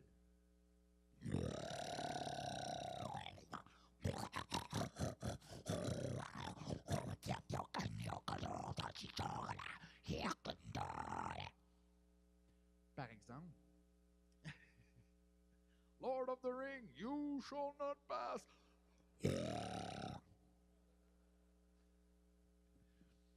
D'autres voix, d'autres techniques vocales qu'on peut faire, en fait, qui sont des techniques où on va inspirer. Au lieu de faire des voix expirées, comme je faisais tout à l'heure, on va inspirer. Pour les gens qui sont familiers avec le métal, un peu, on appelle ça du pig squeal, du chant de cochon, parce que ça ressemble un peu à un cochon. Mais si vous connaissez aussi les singes hurleurs font ce genre de voix-là aussi. Alors, ça donne...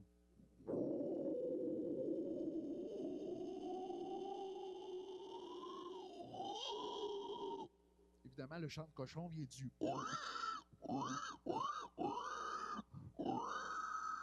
qui vient avec, mais généralement, on peut utiliser ça.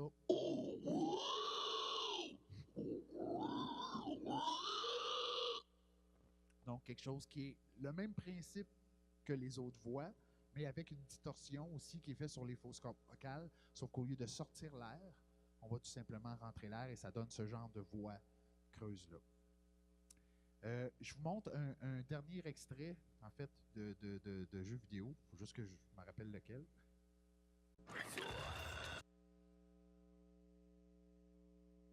Non, c'est pas un extrait de jeu vidéo. Je voulais juste vous montrer, en fait, deux choses rapidement. Parce qu'il n'y a pas juste dans les jeux vidéo qu'on fait ça, il y a aussi dans les films.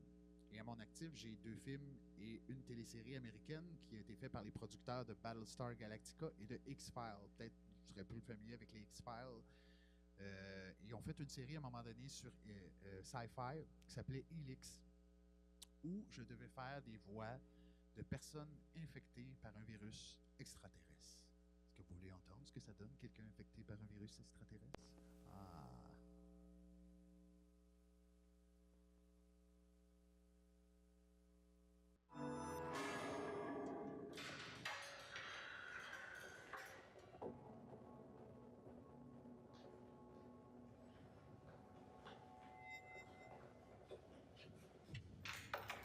Das ist keine Quarantäne. Das ist Abriegeln und Vergessen. Ziemlich dunkel. Ich sehe fast nichts. Vermutlich sitzen alle in den Laboren. So werden wir sie nie finden. Wir müssen reingehen.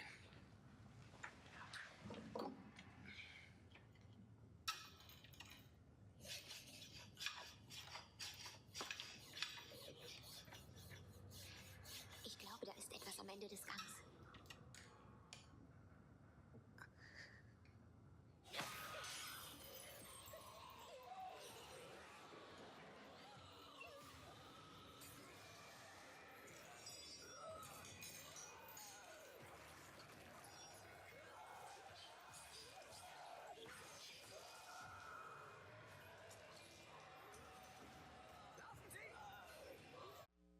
J'avoue que ça ressonne un peu comme des zombies, mais il y a la touche extraterrestre qui est très difficile à déceler, mais qui est là. En fait, tout est dans le grain de voix. Donc, je blague, ça ressemble à ça. Donc, juste pour vous dire qu'il y a une utilisation maintenant qui est faite de nos voix dans les jeux vidéo, dans les films, et même ce que Pascal parlait, c'est que pour une première fois, on a intégré le métal dans une pièce de théâtre à Montréal. qui pour moi qui est une première au Québec parce que ça ne s'est jamais fait avant. Pièce de théâtre professionnelle avec des acteurs connus, avec un metteur en scène connu. Et ce qui est drôle, c'est qu'on a eu 20 représentations, 5000 personnes qui sont venues voir un band de death metal qui était devant la scène et qui faisait des chansons pendant une pièce de théâtre. Il fallait évidemment que ce soit que la musique aille avec la pièce de théâtre et que c'était surtout les textes qui étaient importants. Je vais juste vous montrer une vidéo promotionnelle de la pièce, puis ensuite je vais vous en parler un petit peu, puis je vais vous donner mon message d'espoir et final après. Et ensuite on pourra, vous pourrez me poser des questions.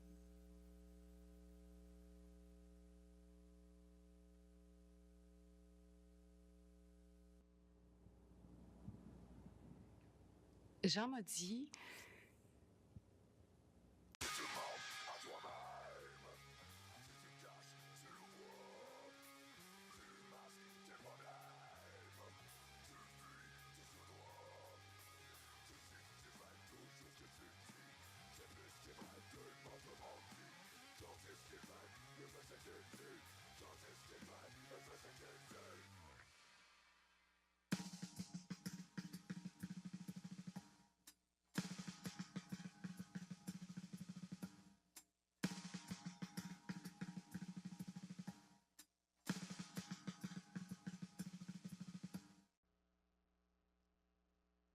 Vous pouvez vous imaginer que pour des gens qui ne sont pas habitués au métal, de venir voir une pièce où on les a avertis évidemment d'avance qu'il y avait un groupe métal, ça peut saisir, ça peut sembler incroyable. Et même, on avait pris la peine de fournir les bouchons. Pour les gens qui venaient voir la pièce, il y avait en fait 2 pots de bouchons. Un pour les amateurs de métal qui n'aiment pas le théâtre et un pour les amateurs de théâtre qui n'aiment pas le métal. Les gens qui ont pensé à ça, c'est extraordinaire. Bref, on a ri quand même assez longtemps de ça. Mais tout ça pour vous dire que cette expérience-là, par rapport à tout ce que j'ai fait, ça a toujours été la continuité d'amener le métal ailleurs et de le faire découvrir à d'autres personnes. Et je me rappellerai toujours, pendant le spectacle, on voyait des gens avec des visages. Là, on aurait dit qu'on était en train de leur sabler le crâne avec... je sais pas, mais bref. Les visages étaient, disons, pas détendus. C'est ça. Mais le concept allait avec la pièce. On parlait de vérité et des fois la vérité peut être dérangeante, comme le métal peut être dérangeant. Alors la thématique était que le métal, des fois, venait déranger, venait faire sortir les gens de leur zone de confort. Donc c'était vraiment une partie intégrante de la pièce et même que dans certaines scènes, les acteurs devaient monter sur la scène et avec notre musique, faire ce que les métalleux font si bien, c'est-à-dire se faire aller les cheveux. C'est pour ça qu'on prend si soin de nos cheveux, c'est qu'on s'en sert beaucoup dans les spectacles. Peut-être pas toi. Mais c'est ça. Et on avait des acteurs pendant les scènes qui devaient se faire aller les cheveux comme dans un spectacle métal. Moi, j'ai trouvé ça extraordinaire d'intégrer le métal de cette façon-là à la pièce. Et pour beaucoup des gens qui venaient nous voir à la fin de la pièce, je me rappellerai toujours d'une fois où une personne qui devait être âgée d'au moins 80 ans, une petite madame qui est venue voir mon guitariste à la sortie du spectacle, puis j'étais là, j'étais juste à côté, et était venue le voir, puis elle a dit « Monsieur, c'est-tu vous autres qui jouez de la guitare dans la pièce? » Puis là, mon guitariste savait pas de quoi trop répondre, parce que s'il dit oui, puis la madame n'a pas aimé ça, ben il était comme pas à l'aise. Mais il a quand même dit oui. La personne lui a dit « Ça fait 20 ans que je viens ici, puis c'est la meilleure pièce que j'ai jamais vue. » Et pour moi, ce qui est important à travers ça, et ça s'est reproduit à maintes reprises, c'est de jamais sous-estimer l'ouverture d'esprit des gens, puis leur capacité à comprendre les choses qu'on les explique comme il faut. Et c'est pour ça que je vous remercie d'être venu ici aujourd'hui, parce que vous avez plongé dans l'inconnu, accepté d'entendre et d'écouter des choses avec lesquelles vous n'êtes pas habitués. Je pense que tout le monde s'en sort vivant à date. Et j'espère très sincèrement que vous avez appris des choses sur le métal, sur les capacités de la voix et sur ce qu'on peut faire avec les voix. Alors, je vous remercie tous très sincèrement. Merci beaucoup.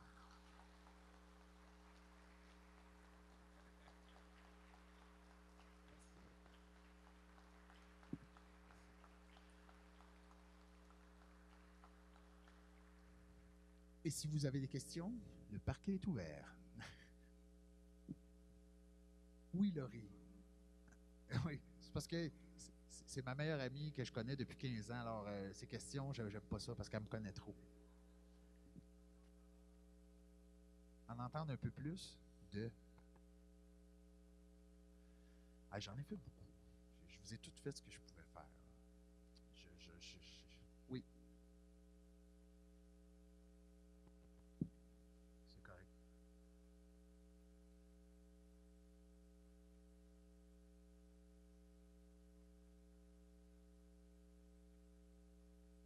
Oui.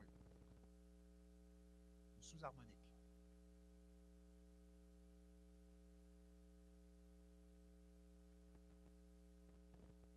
Ben, en fait, c'est que il y a différentes techniques, mais généralement, ce que j'arrive à faire est assez proche, mais sauf que c'est beaucoup plus relax de faire ça. Quand je parle du death metal et du chant de gorge, c'est un peu comme si je parlais à quelqu'un du kung fu et du tai chi. Le tai chi étant presque les mêmes formes, mais quelque chose de beaucoup plus relax.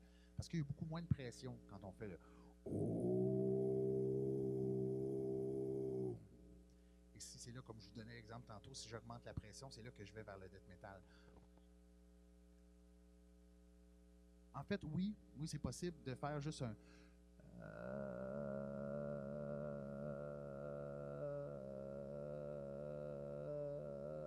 Ça, c'est encore plus doux que ce que je viens de vous faire et c'est encore la même chose, c'est une double vibration des cordes vocales.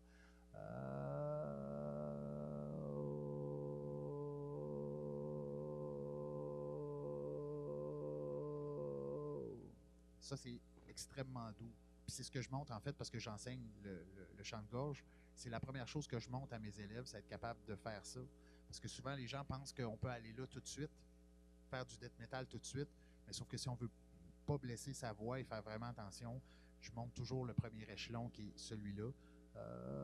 Puis après ça, qui a un petit peu plus de pression. L'idée, c'est d'habituer le corps aux différentes pressions puis d'être capable de contrôler parce que la voix, c'est toujours un équilibre entre la tension des cordes vocales et la pression que tu envoies. À un moment donné, tu envoies tellement de pression que c'est plus les cordes vocales qui vont faire la double vibration, que c'est les fausses cordes vocales qui vont se mettre à vibrer et qui vont produire les voix de Shine Wit et même les voix de death metal. D'autres questions?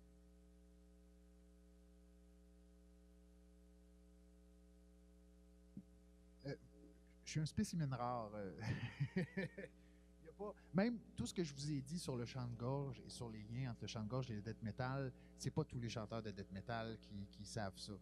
Ça m'a pris des années, puis même il a fallu que je l'expérimente sur moi-même un peu aussi pour être capable de comprendre comment ça fonctionnait. Puis quand je parle aux chanteurs de death metal, puis je leur explique, pour eux ça fait du sens, mais c'est pas la première chose qui vous dirait, mais sauf que ce sont des gens qui sont quand même très conscients que c'est une technique. Et puis, je suis toujours surpris quand je parle à mes collègues, est-ce que vous vous réchauffez avant les spectacles? Et souvent, la réponse est non. Contrairement à moi, pour avoir fait 20 spectacles, 5 jours semaine, pendant un mois, mais pas 20, mais en fait 5 jours. 20 spectacles, mais 5 jours semaine, pendant un mois, ça donne 4 fois 5, 20. Oui, exactement, je suis encore bon en mathématiques. Je me réchauffais pendant 40 minutes. Donc, je faisais des vocalises, des exercices surtout de réchauffement du diaphragme, parce que pour arriver à projeter sa voix de cette façon-là, il faut que le diaphragme, comme dans l'opéra, vous savez, les chanteurs d'opéra,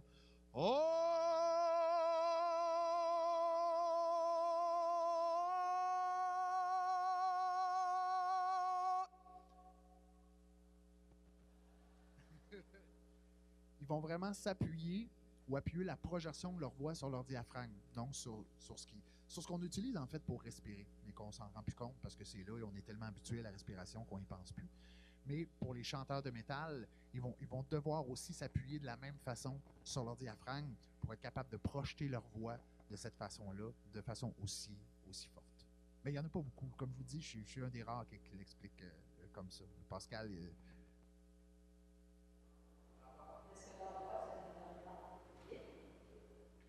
Je sais pas. En fait, non, parce que souvent, ils sont quand même de faire leur technique vocale, mais je suis pas mal sûr que dans 5 ou 10 ans, ces gens-là vont peut-être avoir arrêté ou vont avoir eu des difficultés avec leur voix. Moi, dans mon cas, ça fait 26 ans que je chante du death metal. Et j'ai jamais eu de problème de voix, de problème de cordes vocales, de nodules sur les cordes vocales, d'étouffement. D'étouffement, des fois ça arrive. Mais je veux dire, J'ai été chanceux parce que quand je parlais au début qu'on commençait à imiter quand on entendait, il n'y avait pas de professeur de chant comme il peut y avoir aujourd'hui, on écoutait les sons. Donc, on pouvait se blesser parce que c'était de essai-erreur. Il n'y avait pas de personne pour nous donner des directions. Alors, à cette époque-là, c'était plus facile de se blesser. Puis je connais plein de chanteurs à l'époque qui se sont blessés et qui ont dû arrêter de chanter parce qu'ils n'avaient pas la bonne technique. Puis veut pas, comme n'importe quelle forme de chant, si tu fumes la cigarette ou si tu bois de la bière, ça a directement un impact sur les cordes vocales. L'alcool assèche les cordes vocales, la cigarette n'est pas l'ami de nos poumons ni de notre gorge. Donc, il y a ça aussi, c'est qu'il y avait toute une période où on ne savait pas qu'est-ce qu'on faisait, comment l'expliquer, puis comment surtout faire attention. Parce que quand tu ne sais pas qu'est-ce que tu as, tu ne peux pas y faire attention. Mais là, maintenant, les gens le savent davantage. Donc, question?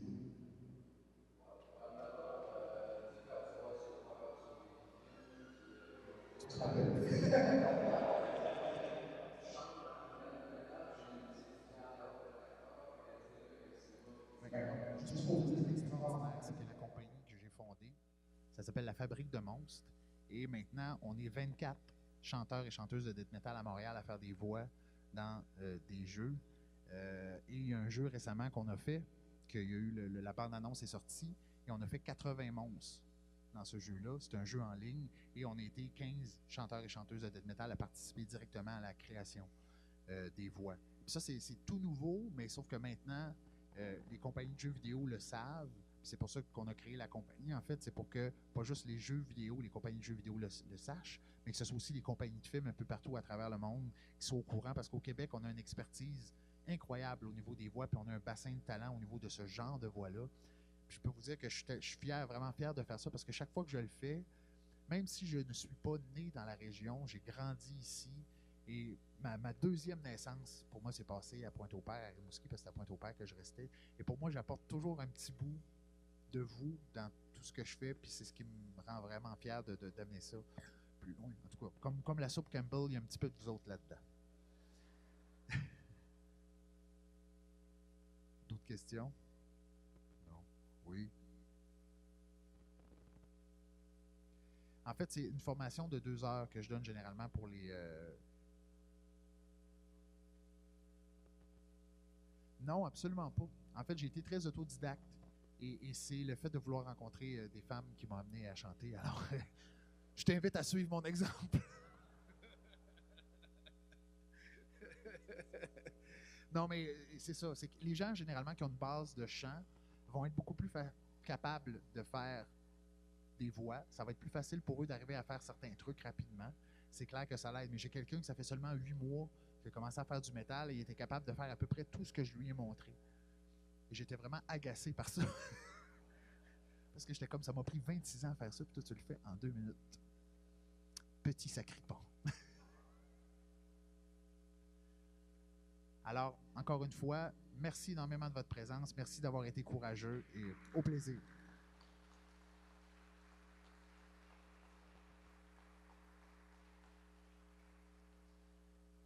Je vous remercie de votre présence. Moi, j'ai passé un bon moment. J'espère que vous aussi. J'espère que vous avez, pour certains ou certaines d'entre vous, découvert quelque chose avec laquelle vous n'étiez pas familier ou familière. Si vous avez aimé l'activité mystère, parlez-en autour de vous. On souhaite qu'il y en ait encore une 4e édition l'année prochaine, qui sera encore des choses... Je vous promets pas un lien avec le death metal l'année prochaine, mais je vais travailler fort. Et puis, ça va être encore quelque chose d'original, de surprenant dans un lieu particulier. Donc, on se revoit dans un an. Si vous voulez venir jaser avec Sébastien à micro fermé parce que vous êtes gêné ou parce que vous avez des questions plus techniques à voir avec lui, gênez-vous pas. Sinon, je vous laisse profiter peut-être de la suite des Journées de la culture aujourd'hui avec les activités organisées à Sébec. Puis sinon, merci encore d'avoir participé. Puis,